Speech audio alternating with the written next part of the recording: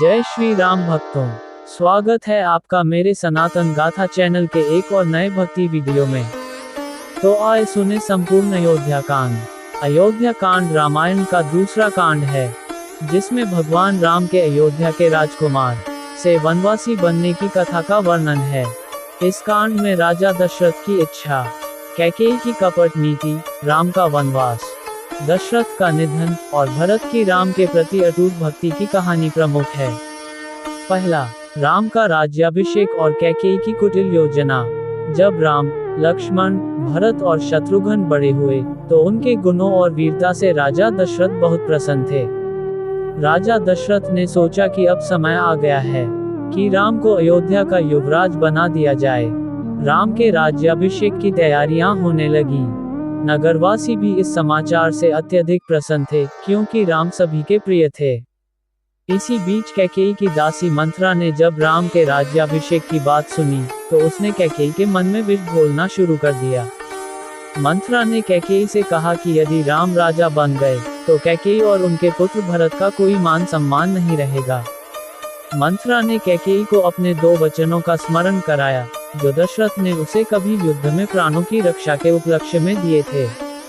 मंथरा के बहकावे में आकर कैकेयी ने राम के राज्याभिषेक को रोकने की योजना बनाई।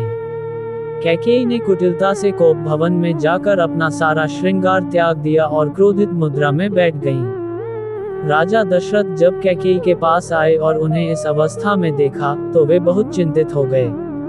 राजा दशरथ ने कैकेयी से उसकी इस दशा का कारण पूछा।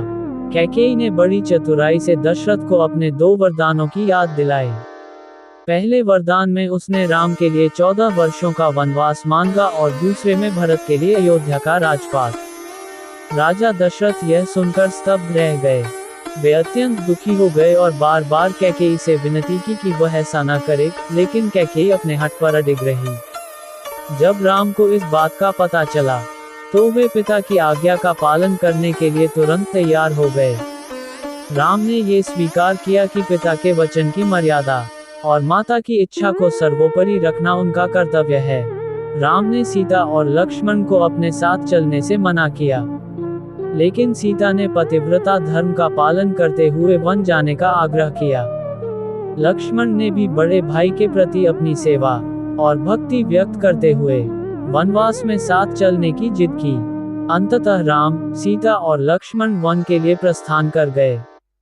जब अयोध्या के लोगों को राम के वनवास का समाचार मिला, तो पूरे नगर में शोक छा गया। नगरवासी राम, सीता और लक्ष्मण को रोकने का प्रयास करने लगे, लेकिन राम ने सभी को समझाया और उन्हें वापस लौटने का आदेश दिया। राम, सीता और लक्ष्मण गंगा नदी के किनारे पहुंचे, जहां केवट ने राम को नाव द्वारा नदी पार करवाई।